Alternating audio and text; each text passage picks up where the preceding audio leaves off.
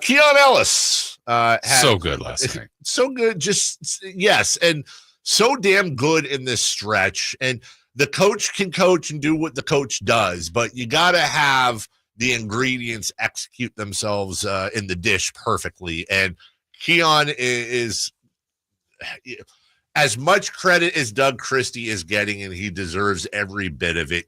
Guys like Keon Ellis need to be put in that conversation. This is a guy that was getting DNP CDs all over the place, or 4 minutes here, 6 minutes there, up and down, up and down, up and down. 49 minutes last night. Also want to acknowledge, by the way, how about a game-high 50 minutes for Domantas Sabonis? Right.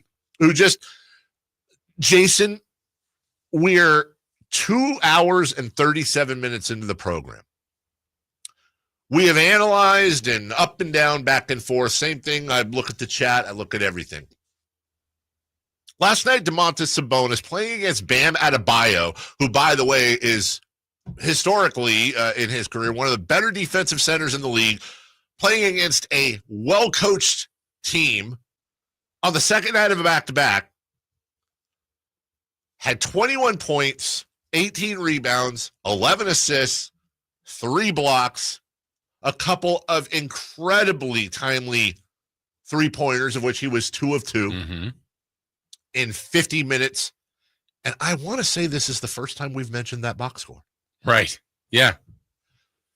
So remember we were talking about De'Aaron Fox and be careful what you wish for, and you tend to take things for granted when they're right in front of your face. I find myself stopping myself every once in a while and going, you can't take what he's doing for granted. And I would invite a lot of people to have some fun today if you really want to get a little bit nerdy. Start diving into Domantas Sabonis' defensive metrics. They're surprisingly good. And by the way, they weren't bad last year either. Again, not saying he's an all-defensive guy, but by the way, he got some votes last year for all defense. Domantas Sabonis is amazing. And he proved it again last night. But this is about Keon Ellis. Keon Ellis sat with G-Man last night post-game, and here's what they talked about. We have the audio. Keon Ellis, meanwhile, has slipped on a headset. I don't know how much gas you got left in your tank, my friend, but I salute you and your teammates for just an extraordinary effort. Appreciate it. Tell me about how it turned. When you're down 17 with 8 minutes to go, and it's been a real, kind of a sludge of a ball game, what got things going for you? I mean, it's basketball. We know basketball is a game of runs, so you can't really get over frustrated. Down 17. We've given up big leads. So it's we know it's basketball. You just gotta stay with it, beat them play by play, and just chip away at the lead, and that's what we did. 17 points, 8 rebounds, 3 assists, 3 steals, a block shot. You played 48 and a half minutes in this one tonight. What do you take most pride in, Keon? The way we fought tonight, I mean, it could have been easy for us to give up, especially after a back-to-back, like you said, down 17. So the way we fought there at the end, I mean, I think that's just, kind of what we've been rolling on lately. I mean, whatever's going on, just stick together, play for one another, and then, just let the chips fall where they may. You drew the foul on Bam Adebayo, got that second free throw, forced the second overtime. Man, I imagine the emotions were trying their best to churn their way through your body. What was it like? Oh, I mean, it was nothing. I knew I was going to the line. I know I'm a good free throw shooter. I don't know how I missed the first one, but I know I did enough to get us to the part where the guys that we have on our team are going to handle their business. So, essentially, I did my job, but I would have loved to have that first one back for sure. Well, this is 5 consecutive wins. It's been a year and maybe 2 or 3 months since the Kings last were able to make that kind of a claim. Now you got a couple of days to get ready before the first East Coast swing. Well, not the first, but the second of the season, and the Boston Celtics. Any thoughts about the upcoming road trip, or are you just going to take time and let this one sink in and savor it? I mean, I don't think I'll be thinking about it right now. I think whenever we start prepping for, that's when my mind will be on that. But you just take it game by game, and when we start focusing on them, we focus on the first team, and then after that game, we'll focus on the next team. So, never really getting too advanced with it. Keon, before we let you go, just a quick thought about what you're seeing from Doug Christie in this interim head coach role. He's been great, man. I mean, the faith that he has in everyone, the communication he gives us.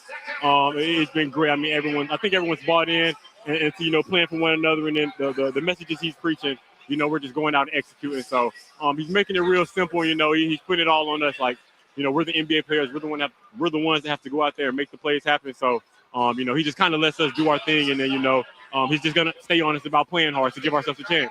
Well, we appreciate your time. Go get some rest if you can. Savor this one. This one was special. Yes, sir. Appreciate you. I like him. Yeah. I mean, just the amount of havoc he creates with consistency, and I'm glad he's scoring more too, because I think too many times people think, oh, Keon, what a great defensive player, which he is. He can score. Yes, he can. He makes plays offensively too. He does, and he's efficient. Yep. And when you look at his splits, and really just especially recently, but they're fairly consistent across the board. He's shooting 46, 42, and 80, 42% from beyond the arc for a guy that on a team that has struggled quite a bit from beyond the arc. I want to augment too, Jason, a little bit of that interview. Here is Keon Ellis also in his post game at his locker room, and says something I think a little bit interesting. Feels like one of those, like you're mentioning, that like longer leash you might have under Doug. How much do you feel like you can still, because like Mike's thing seemed like holding accountable and wanting to learning lessons, but how much do you feel like you can still have those learning moments and where to pick up and clean up while playing through it?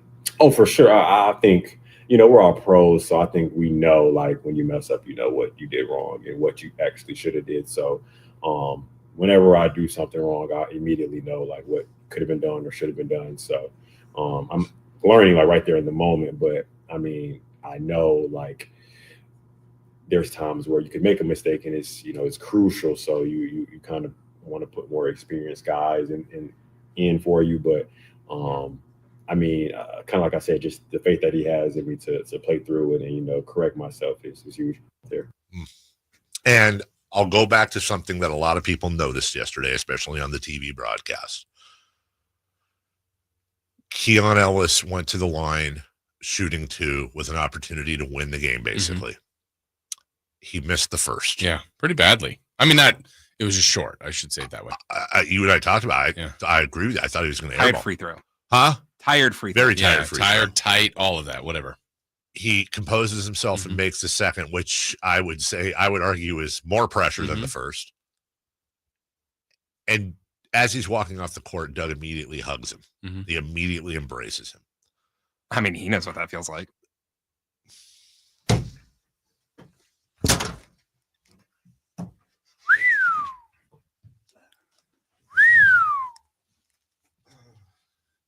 Gonna need a minute, Dave?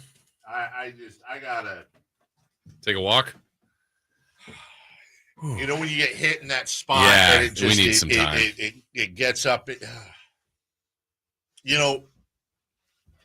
Not for nothing.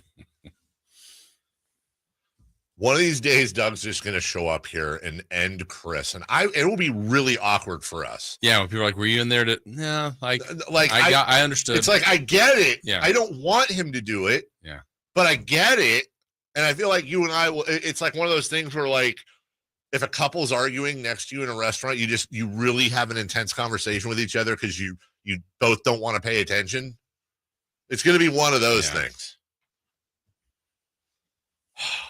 And then Chris is going to have to give him $1.5 million or something. Yeah. So he hugged him. We'll take a break. God, what a showstopper. By the way, as we go to break,